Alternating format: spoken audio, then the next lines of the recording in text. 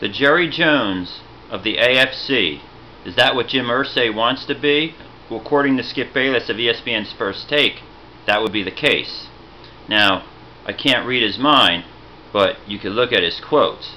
Jim Irsay, in a print interview this week, the week leading up to the big Sunday matchup between Peyton Manning and the Broncos, who will invade the Indianapolis Colts for a matchup, a homecoming, which will include a ceremony to honor Peyton Manning before the game.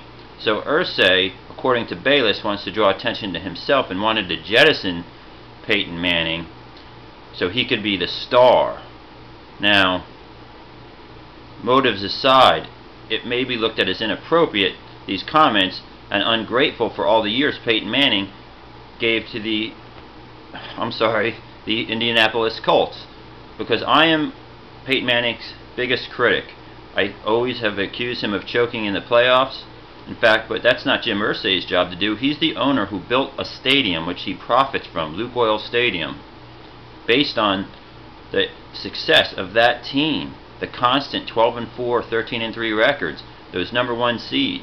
Irsay actually said in the interview that the reason they went with a different model, a la Andrew Luck, is because he wants more of these. He pointed to his one ring, his one Super Bowl ring. He feels they should have won more Super Bowls when they went to the playoffs 11 times and not been jettisoned in the first round 7 times. Well, I've been critical of Peyton Manning just like I was last year with the Broncos.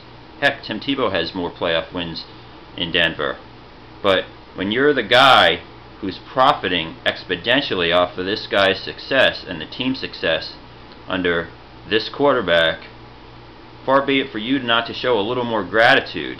So, I don't know what he was thinking, but today, Irsay sent out a tweet trying to backpedal, try to weasel his way out of it.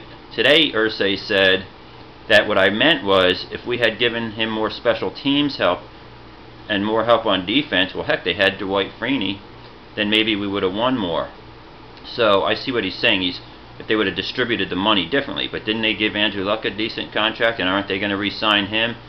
He should have just said that we wanted to trade in a few years for 15 years, because you want to go younger sometimes. You had a quarterback coming off of 4 neck surgeries, and you weren't sure of his health. Just say that. So I don't know what Jim Irsay was thinking. But on a brighter note, there are happier days for Peyton Manning with his 7-0 Broncos record and his coach coming to his side.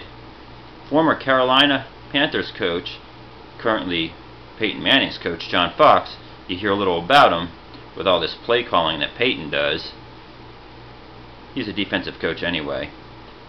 Came to the defense and basically said that Irsay should have showed more respect and showed more gratitude to the success they had over there, and he pointed out the fact that most people don't even have that one Super Bowl.